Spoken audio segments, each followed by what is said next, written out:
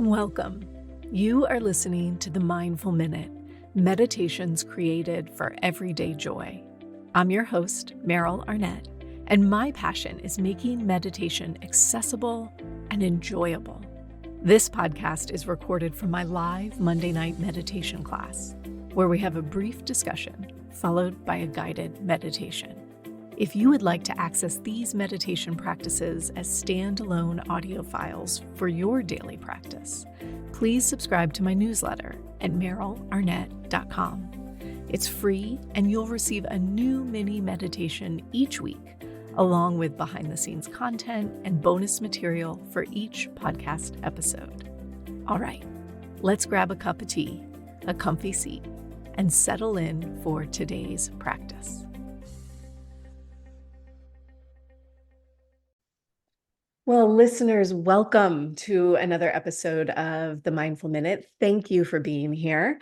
We are sort of journeying through the season of winter and the series of winter. We've been talking in the last several episodes about winter and what that looks like in our external landscapes, wherever you might be in the world, as well as our internal landscapes.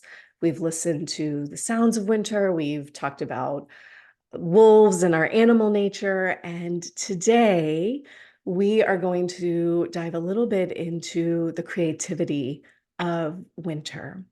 And I have mentioned, I think in multiple episodes at this point, that I find this particular season to be one of deep, deep creativity, even if it's not productive creativity, but maybe inspiration is a better word. And because I find that I'm sort of constantly creating new stories and new meditations, I also am constantly looking for sources of inspiration. And I have a pocket full of places I go when I'm like, I just need a little bit of wonder, a little bit of joy or beauty. And one such place is my favorite illustrated newsletter. It's on Substack. It's called Dandelion Seeds. And today I am with the author, illustrator, visual storyteller, creator of Dandelion Seeds, Candace Rardon. Thank you for being here, Candace. Thank you so much for having me, Meryl. It's wonderful to be here. And thank you for that beautiful introduction. Like tearing up over here. So thank you. It's really true. It's really true. And I don't know if you find the same thing, but I just have a handful of places that I go, whether it's a poet or a musician or a writer, but there are just places that fill me up, even if I'm not creating from what they said, although we're going to talk about I did indeed create from something you created. But yeah, it's really special to have places that are sources of inspiration. So thank you for that. Absolutely. So maybe we'll start. You could tell us a little bit about who you are and where you are in the world and what it means to be a visual storyteller. I love that question. No, I mean, you put it all so beautifully. I'm a writer and artist, and I've had a lot of different iterations, I think, of how I have expressed myself creatively in my very wandering professional path that I've taken. And the latest iteration is Dandelion Seeds, an illustrated newsletter that I started a year ago. I love the question where I am in the world because the answer to that has changed recently. And so I'm very excited to share that up until last summer, I lived in Uruguay in South America, which is where my husband is from. I was there for 7 years. And last June, we uprooted ourselves and moved to Belgium, to the beautiful city of Antwerp. My husband is an architect. That's one of the things that drew us together, was that we have a lot of shared creative passions and interests. And so he is an architect, and one of his dream studios is here in Antwerp. And so last year he decided to just kind of go for it and apply to them. And they hired him purely through Zoom interviews. And we thought, okay, we're gonna move continents with a toddler. And I was also pregnant at the time. And so we moved our family here to Belgium. That is so incredible to me. I have to tell you, this is an aside, but many, many years ago at this point, I mean, before my son was born, so like 10 years ago, maybe, my husband and I took a trip to Argentina, and we did a day trip into Uruguay. And to this day, it is my most favorite place I've ever visited in the world. And I That's just love that amazing. you lived there for 7 years. That makes me so happy. I would totally live there. It was stunningly beautiful, stunningly beautiful. I love hearing that. Yeah, That's awesome. yeah.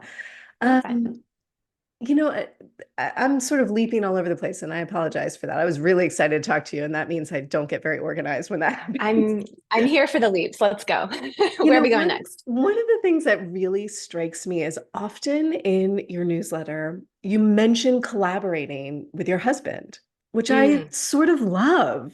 And I would love to hear just a little bit about what that's like and how that evolved to be as it is. It's really a cool thing.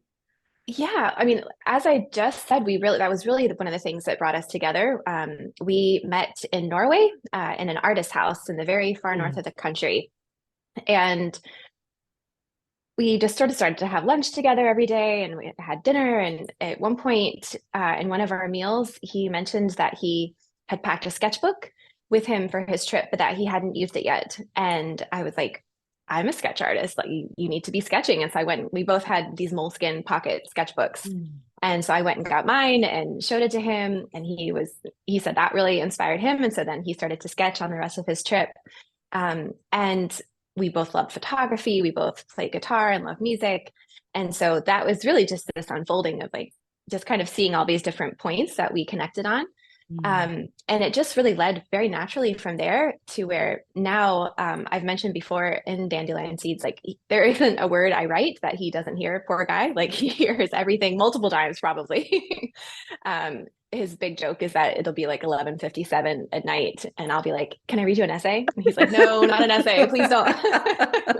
So after like I'm getting better at like catching him earlier in the night.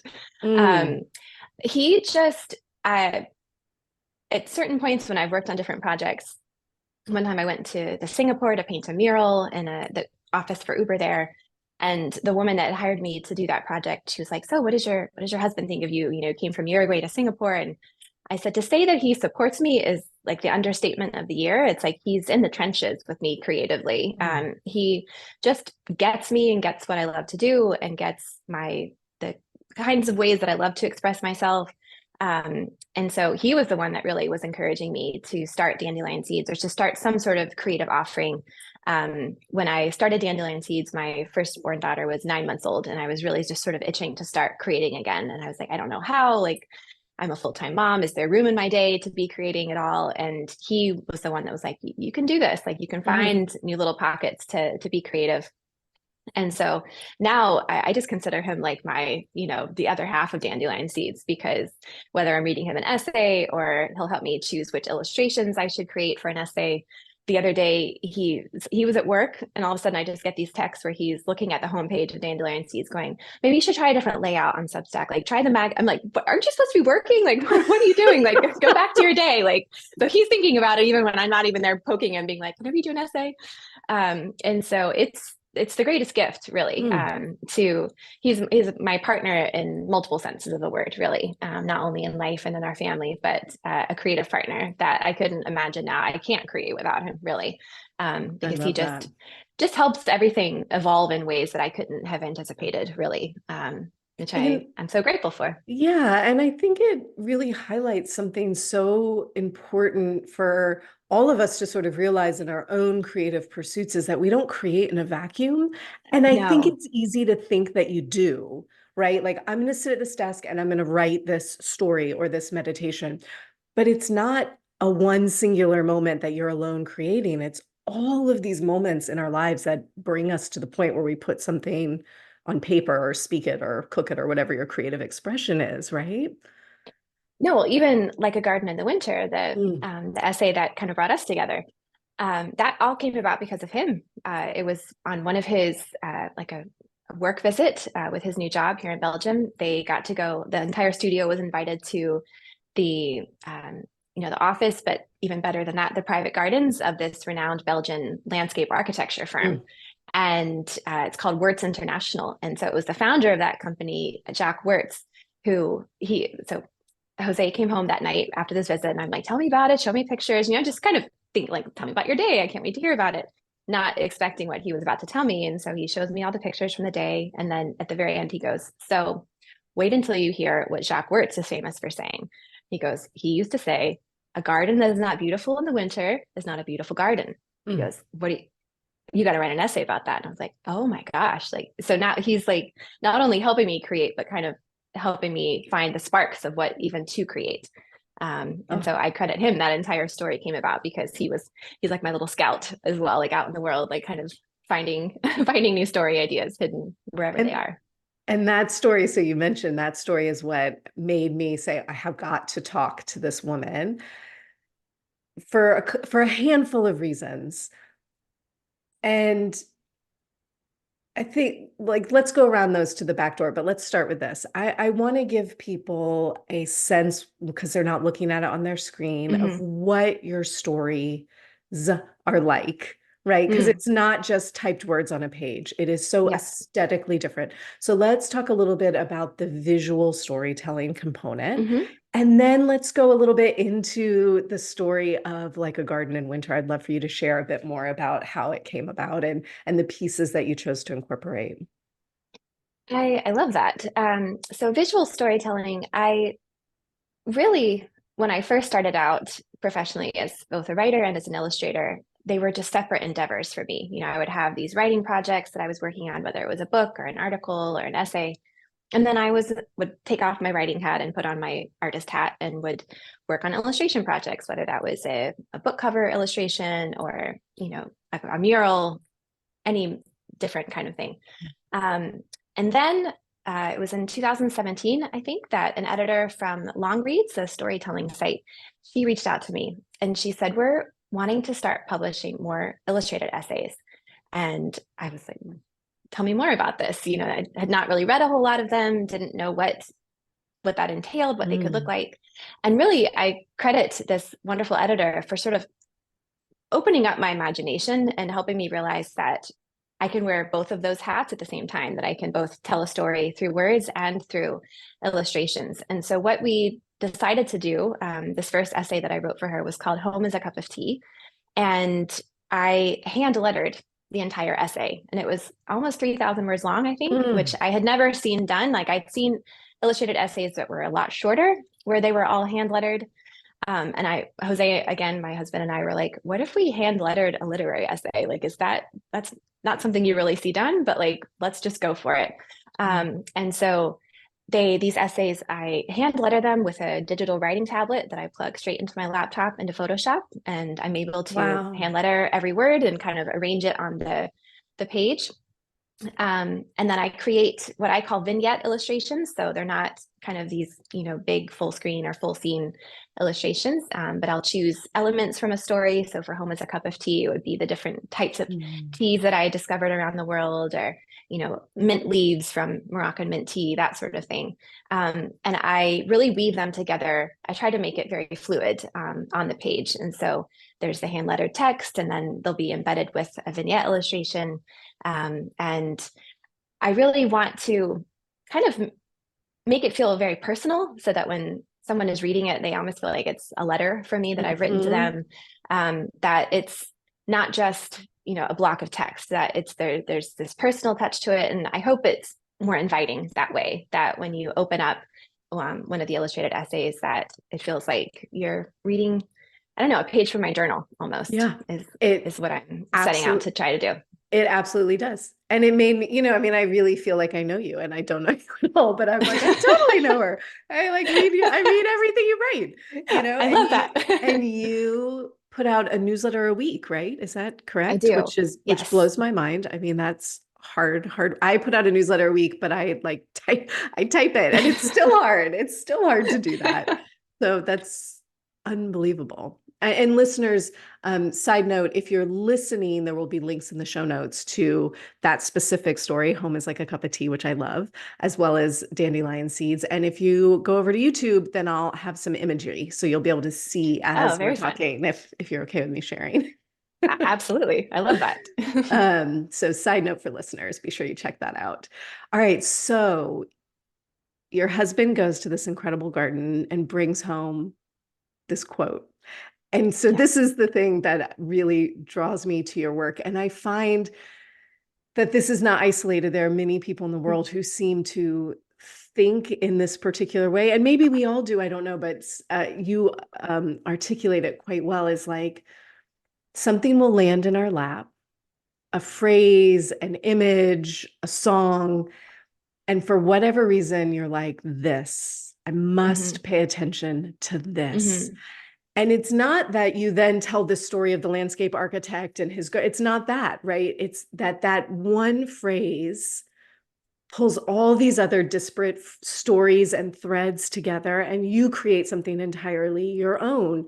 And I find the same way when I create meditations. It's I read I mean, I hadn't even read the whole essay. I read the title and I was like, this, of I love that. course.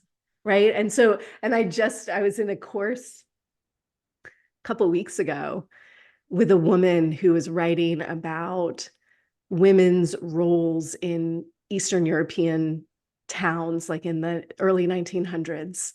Hmm.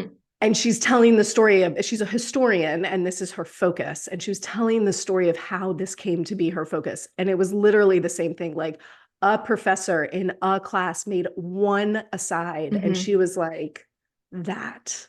And I was like, oh, yeah, we think alike. Cool. So I would Wow. love to hear about the evolution of Like a Garden in Winter.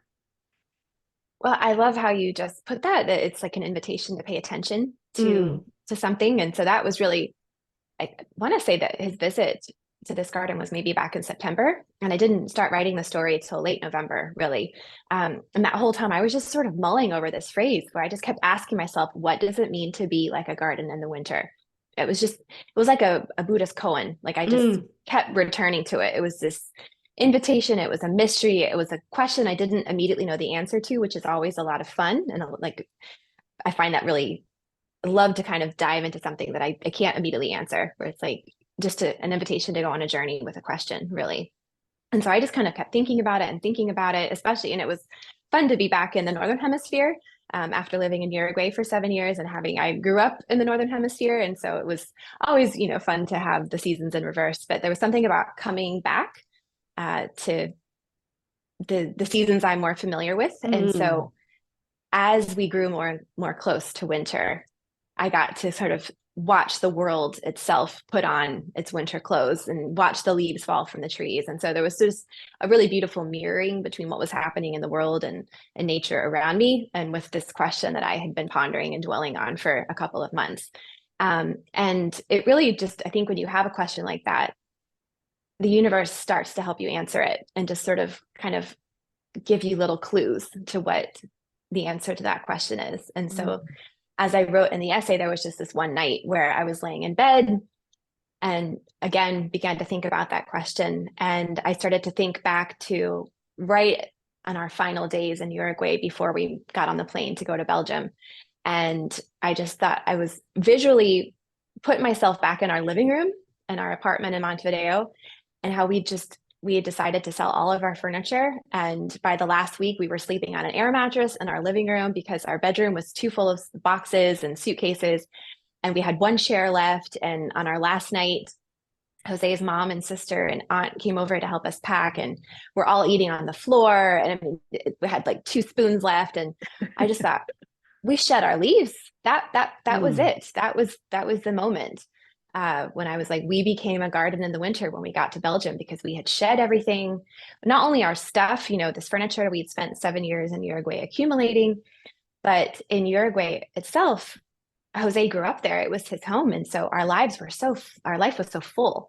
We always had somewhere to be, someone to see, his entire family, his entire friend network, his best friends he's known since he was 2. mm, It was so full. And I was like, we were a garden in the summer there. And then we got to Belgium, and I just, the kind of the space was very unsettling all of a sudden, to be able to see our branches finally. We had shed our beautiful summer coats of the bright green leaves, and all of a sudden we were just these like stark trees, basically. And I was seeing that mirrored in all of the beautiful parks that we live in here in Antwerp, we have around us. And all of a sudden now in winter, these parks felt huge in the summer. And now with all their leaves gone, like you can see through the park and you can see the buildings on the other side. And you're like, wow, it's actually not that big. Like you can sort of, it's just different the way the perception of things can change in a different season, and with a different appearance. And so that was really the journey that I went on to kind of understand for me in my own life what it means to be like a garden in the winter, is to sort of have everything that you're used to filling your life with, to have it stripped away, and realizing how unsettling it was, but also there's a you get to glimpse your truth and glimpse your essence, really. And in the case for Jose and myself, it was an essence that we realized we were happy with, that we were glad to be together, even if we were alone in the world for the first time in our relationship. We were glad that we were it was the two of us and our daughter Elena, and we have another daughter on the way. And we're like, this is good. Like, it's okay. We're really unsettled. We're really uprooted. But what we have here is something that we're really grateful to have. And I'm grateful we came to that realization, because I think it can also, the opposite can be true, where kind of when everything's stripped away and you realize, oh, there's something here I need to change, Yeah. and so I think that's what, one of the gifts of winter, I think, when Mm. there are those things stripped away, that you can kind of have a sort of a truer chance to evaluate, what the foundation and the essence is saying to you. Yeah, it's so interesting because as I was reading that, so I have not had that experience. I'm in Atlanta. I was born and raised in Atlanta. My partner Mm-hmm. too. Like we have been here our whole Yeah. lives. So that is not an experience I know. And yet, as I was reading your essay and as I was reflecting on that phrase, I was thinking about my partner and I have been together a very long time. We got together very young. And so we're on year 24 of being Oh my God, together. that's amazing. And I had this moment where I was like, that phrase for me is almost a summation of our relationship, because you know how it Mm. changes, right? You start and you're like beautiful in spring and everything's amazing and Mm-hmm. you love your partner and things have so much promise. And then I think there's absolutely a phase somewhere in the middle where you're like, oh, the leaves are falling off. Oh, It's like, oh, uh-oh. how do we feel about these branches? Right, exactly. You're like, what's that scar? I haven't seen that scar before, right? Yeah. And then you're in the winter where it's like all of those leaves have fallen off, all of those Mm-hmm. blooms have faded and risen and faded again. And you're left with these bare bones, and you're like, for me, and again, I'll repeat what you said. I'm so grateful for this. That depth of connection, of like Mm-hmm. really being seen, even when you don't have a single bloom on you, Yeah. is so powerful. It's so Mm-hmm. rich and important. Um, yeah, it's interesting. And so, listeners, maybe as we're just like riffing on our own experiences, you're thinking about like, Mm. what does that mean in your life? Right? What Yeah. does that mean, whether you're thinking in a relationship or not, whether you're moving or not, whether you're, wherever you might be in your phase of Yeah. life? What does that bring up for you? It's so interesting to reflect on. I think another really interesting phrase that, for your listeners who haven't had a chance to read the essay yet, what I was especially struck by when I started to do research into Jacques Wertz and what he meant when he said that a garden that isn't beautiful in winter isn't a beautiful garden. It was what inspired him, and the firm to this day, they still do this. They use a lot of hedges and trees, in their designs. There's not a lot of flowers or things that change a lot through the seasons. And Mm, one of the articles I read about him said that they use trees with strong branch systems that hold their shape even when there aren't leaves there. And so that phrase also kind of became another sort of koan for me as I was reflecting on what it means to be a garden in the winter.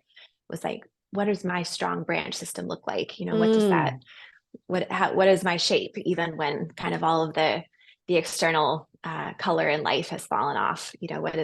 Where am I still standing strong? And so yeah. just thought I would share that phrase as well. I love that. And so you mentioned koans twice. So let's veer a little bit into the contemplative. And I know you have Mm. your own mindfulness practice, and I know you've done some work with calm, which I really want listeners to hear about. So tell me a little bit about how mindfulness shows up in your life, what that looks like. Absolutely. I think I was exploring mindfulness before I knew it was called mindfulness, and before I knew that there was this sort of very, intentional way to be more mindful. I was a traveler for a long time. I traveled full time in my 20s. That's how I got my start as a writer, was as a travel writer. And my start as an artist came because I started to carry a sketchbook with me when I was traveling. And that one sketchbook really opened me up to what it means to be more mindful. Um, Sketching was my first sort of way of becoming more present, Mm, basically. Because when I used to travel, but even just in my day-to-day life, was always constantly running and running after the next story, asking myself, what's the story? What's the story? Kind of projecting forward. And what I immediately fell in love with sketching was just be here now, just be here mm, in this moment. And my very first travel sketch I ever created was in Portugal. And I was sitting on the banks of the Douro River in Porto. And I did my first sketch, and then I literally journaled right after that. I said, I feel like for the first time, I've become the camera where the aperture of my mind is opening up, and the place is being impressed on me and not just on, I grew up with doing film photography. So the metaphor was, I'm the negative, I'm the one that's being imprinted mm, with the impressions of this place. And so that was really my gateway into mindfulness, was sketching, because it was the first kind of mindfulness practice that taught me how to just be here and now and not be always looking ahead at the next place I needed to visit, the next story I was going to try to pitch, or the next story I was going to try to write. And it evolved from there, really, where mm, I then discovered meditation kind of after the fact, was like, oh, I can also have this same feeling of presence without a sketchbook in my hands, that I can discover presence just through my own being and my own body, as my own breath as mm. well. And then after that is when Calm reached out to me about starting to write what they call sleep stories.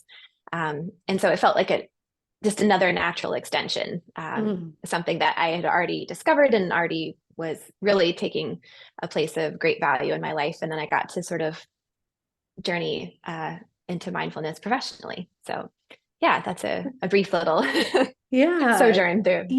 I have been thinking a lot about I have taught meditation for so many years at this point, and I really believe in its capacity to allow us to be well. Mm-hmm. And I have really noticed, particularly, I think, since 2020, a common refrain of like, I am meditating and I am still unwell. Like, I am Mm-hmm. still feeling anxious. I am still dealing with fear. I am experiencing these more intense emotions. And I've been paying attention to the things that come together to create a sense of wellness or balance that isn't just meditation. And I'm really working this year to make sure I incorporate this in the podcast too, is like it's not only this one thing that allows us to Mm-hmm. be well. It's not only sitting on a cushion for 10 minutes or 20 minutes. Mm-hmm. There are all these other pieces. And this phrase has stuck with me for quite a while. It came from one of my teachers, Chanti Tacarante Perez, who's also an artist. Mm-hmm. And she said, just as an aside one day, she was like, every culture eats and sings and dances and does art. I don't remember the whole thing, does art. Yeah. And I had added to that and tells stories about the stars.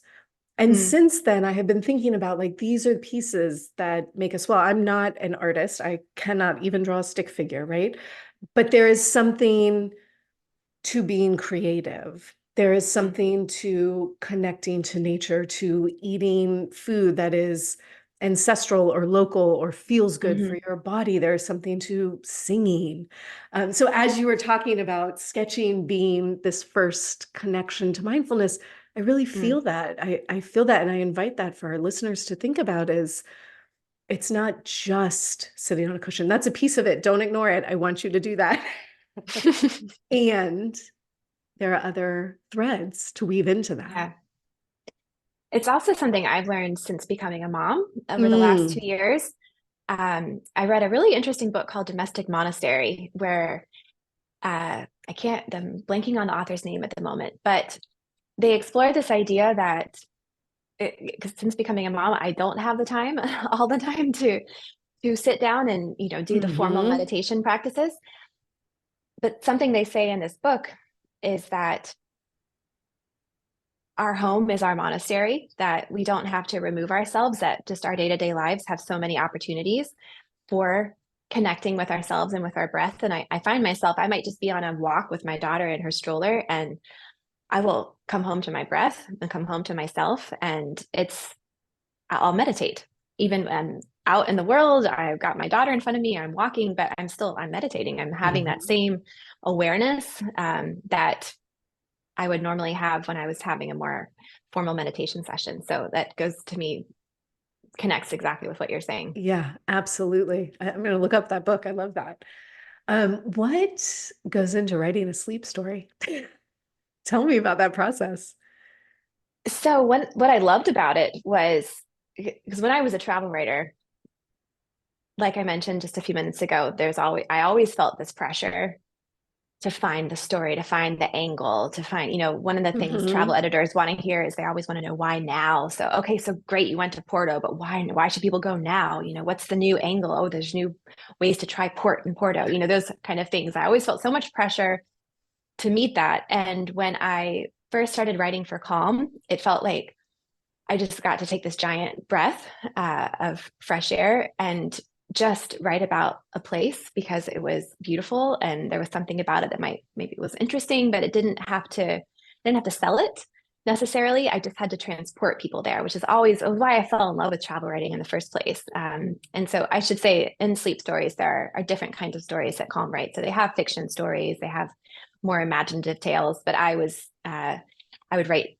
place-based, more travel sleep stories. And so my job was to transport people all over the world, which I loved doing. I've written about 40 stories for them, I think. Wow. And so it might be about going to Norway to see the Northern Lights. And a lot of them are written in second person, which I love. So it's like, okay, now you're standing on the shores of the Lofton Islands in Northern Norway, and your eyes are fixed on the horizon, waiting for that first glimmer of green. And you just get to transport people, which Mm. is what I love. And the whole idea of a sleep story is that it's meant to, I think for me and my own experience, for a lot of people, it's so hard when you're trying to fall asleep to just cut off and disconnect and let the day, whatever happened in that day doesn't need to come with me into sleep, but we still bring it anyways all the time. Right. And it just keeps us up. And so sleep stories are just designed to sort of be this like very peaceful bridge into sleep and to give yourself permission to not ruminate or to be Mhm. constantly just thinking back over what went wrong today, what did I not do, what I need to do tomorrow.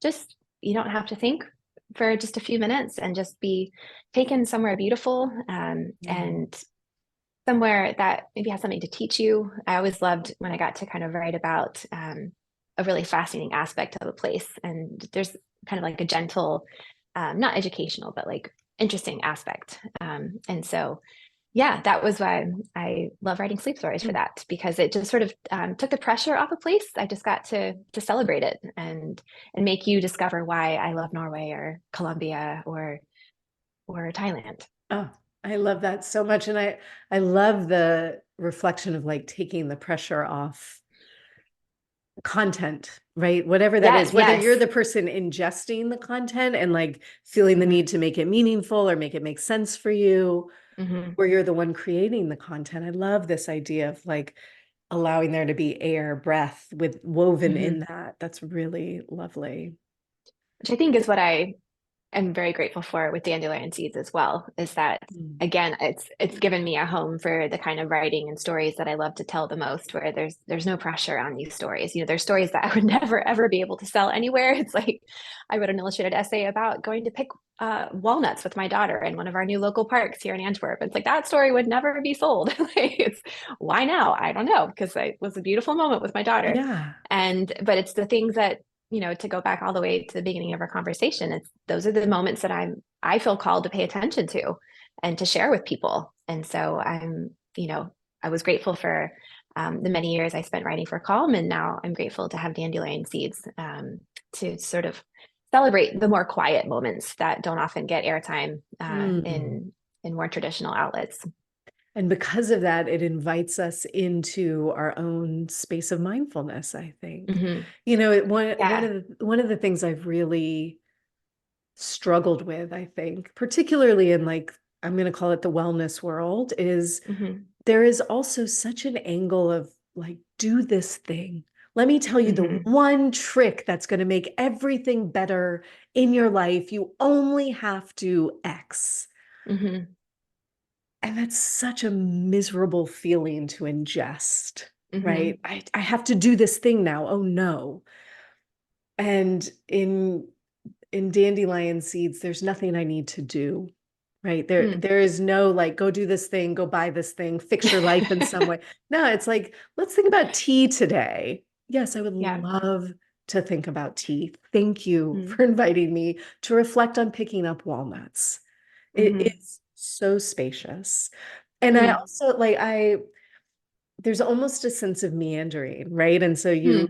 you shared like a garden in winter, and then you followed it up with blooming in winter. Tell us a little bit Mm. about how this progressed, or what else was percolating in your mind, even as you shared a singular story.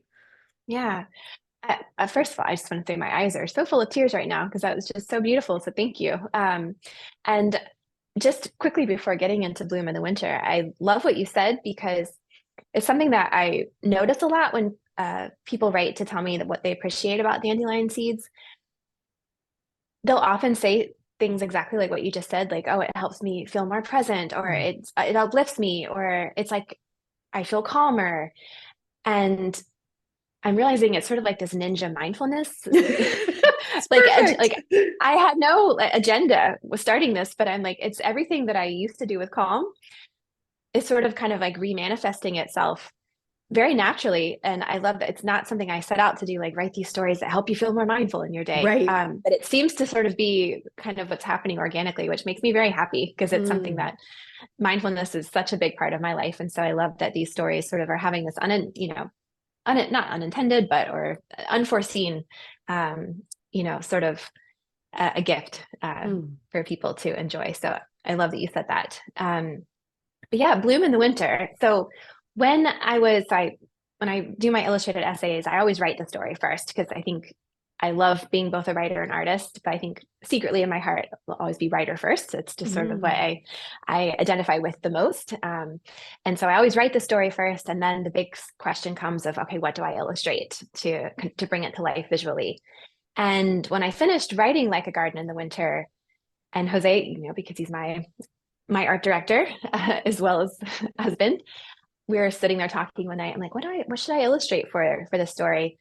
And everything that kind of the more obvious choices just weren't resonating with me. Where I was like, I don't want to paint branches, like empty branches devoid of leaves, or we had this idea to like show the same tree in four different seasons. And I thought maybe like fallen leaves, all the leaves that we Mm. saw throughout autumn here in Antwerp, oh, let's do a horse chestnut leaf and a beech leaf and all these kind of like sort of dead things or things that, had been stripped away. And that wasn't the place that I was in my life at that moment. I just gave birth to our second daughter a week before Christmas. And Mm. so in the heart of winter, when things are being stripped away, I suddenly found myself sort of welcoming new life into our home and our family. And so I was wanting to celebrate that as well. And so I'd written this story about leaves falling from trees, but I was like, that's not really what I'm drawn to paint. And so the one image I did have in my mind that I just couldn't stop thinking about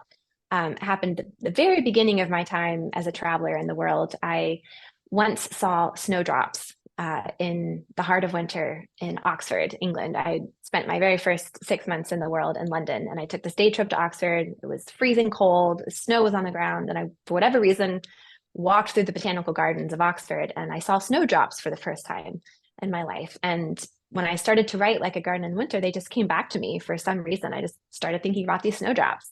And so I said to Jose, I was like, the one thing I do really feel inspired to paint are snowdrops, and which are one of the first flowers to bloom in the year. They either bloom in the winter itself or in very early spring.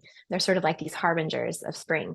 And Jose said, okay, well, then paint them. Like, doesn't matter if they're not in the story. That's what you feel like is, you want to express visually to go with this story, and then do that. And he's like, why don't you do other flowers that also bloom in the winter? And it just became this sort of second hidden story that I was weaving through like a garden in the winter. And so there was the story itself, but then the illustrations are all of these flowers that I tried to put a lot of flowers that have meaning for me. And so there were the snowdrops, which I saw myself, and then there are spring star flowers, which are native to Uruguay and Argentina, Mm. which I fell in love with 2 years ago when I was pregnant with our first daughter. I got pregnant in winter. And so as I'm walking all over Montevideo, walking to my first appointments, the first ultrasound, I saw all these tiny little star-shaped, beautiful, like light purple flowers dotting the grassy hillsides. And I was like, what are these flowers? And so I put them in my nature app, took a picture of them. I'm like, spring starflower, what a beautiful poetic name. But they're also one of the first flowers to bloom in the year. Mm.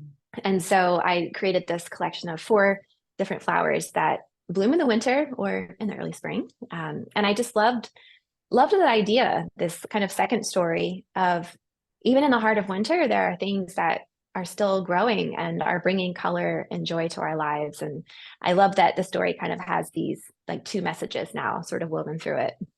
Beautiful. If you were to offer listeners sort of a mindful reflection, what would you Mm. offer them out of these stories? Well, I feel like what I've loved about learning about these flowers, and it's what I love about nature in general, is just I feel like it's just filled with metaphors and filled with meaning that we can learn from and draw from to bring growth and learning to our own lives.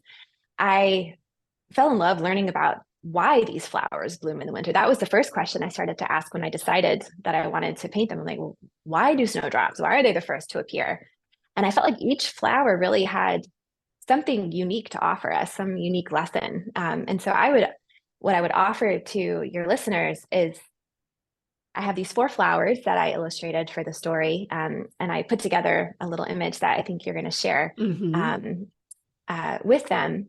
Is to maybe do a little bit of reading about them and see is there a flower that really speaks to you with where you're at in your own journey right now and the season of life that you're in, whether you're in a winter or maybe you're in a summer right now, if you're listening from the Southern Hemisphere.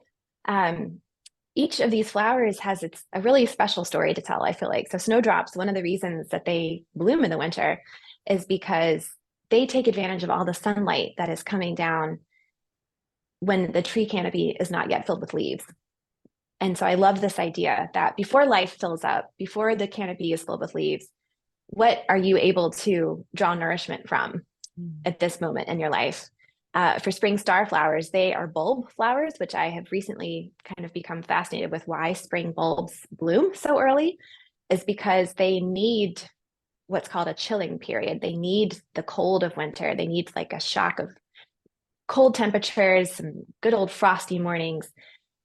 And then when that first hint of warmth comes in, it wakes them up again. And so I just started kind of to think of my own life, like when have I needed a chilling period before I could grow, before Mm. I could bloom? Maybe for your listeners, like is there a moment in life when things got really cold and dark, but that was exactly what you needed for your next period of growth and flourishing? And then winter berries, I also, which are part of the holly family, I was very curious about them. Like what's going on there? And so they're one of the types of holly plants that lose their leaves and yet their berries remain. And so I just started to think like for us in our lives, are there things that we lose and yet there are also things that we hold on to even in periods of when the world seems really cold and dark and not a lot is going on. We're still holding on to this little moment of color and Mm. sustenance even. Because they're what feed birds and deer, perhaps. I'm not sure, might be making that up, but I'm pretty sure I think that's what I read. So there's just this.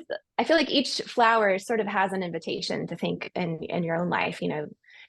What am I holding on to? What have I let go? What am I able to draw nourishment from, even when it seems like there aren't a lot of things to be drawing from at the moment? Mm. All right, listeners, grab your journals, answer those questions for yourself. So good. Candace, are there any projects or stories that you're working on that you're particularly excited about? Yes, and it's so fresh. Just yesterday, I think I've discovered the sequel to Like a Garden in the Winter, because here in Antwerp, we discovered there's this annual tradition of what's called a picking garden, um, Mm. where every January they choose big open square in the city, and they fill it with tulips. And so yesterday in the Opera Square, there were 100,000 tulips that were still attached to their bulbs. Speaking of spring bulbs, there were just rows, just imagine like a tulip field, but in a city. So there were just Mm. rows and rows of these crates that were filled with just one tulip after another that were still attached to their little bulb. And everyone was invited to come and pick 15 tulips for free. It was an initiative of the government to bring spring into the home and to celebrate the start of the spring growing season here in northern Belgium. And I was just ecstatic. Like I was in my element, just had my camera. I was just taking pictures of everybody, just soaking it all in. And that's kind of like my next koan to figure out is Mm. like, what was up with those tulips in the Opera Square? Like, why do they mean so much? And what was so amazing was both on our way to the square to see it happening, and then when we're leaving, just the sight of everyone in the city had tulips in their arms that day. Oh, it They were makes me just carrying cry. them. It was so powerful and so beautiful, and I don't know what it means Oh. yet, but I know that's what I'm going to be diving into the next few weeks. And I am so excited to it's very unintentional. I'm not even a gardener myself. I'd love to be. We live in the city at the moment, so I can't really do that. But this like kind of garden theme is really unfolding for this year, that I'm Mm. excited to just sort of embrace and see what the summer garden story is, because it seems to be a theme that's happening at the moment. So yeah, that's what should be coming next on Dandelion Seeds is figuring out what does it mean to be a picking garden full of tulips. Oh, I love it. I cannot wait to read it. Listeners, the link to subscribe will be in my show notes, so make sure you do that. I'm literally trying not to cry at that image. That's so beautiful. And I love, like, what does it mean to bring spring into your home? And Yeah. the meditation that I have been working on that's going to be released next week, listeners, is about snow melting and this idea that Mm, even under that, hmm. like hyacinth are pushing up, like Yes. things are happening even when you can't see it. And I work a lot with nature sound recordists. Mm, And I didn't know that melting snow has like an incredible wow. sound, an incredible sound. And I Wow. didn't know. I mean, also I live in Georgia. We get very little snow here. So maybe other people are like, that's common knowledge. It is not for us Southerners. Sorry. Um, yeah, so beautiful invitation. Candace, thank you for taking time to talk to us today, for sharing some of your images and words with us. This was really special. Thank you. No, this has been a highlight of, I would say, the week or even the month for me. So thank you so much for the opportunity to connect. My pleasure.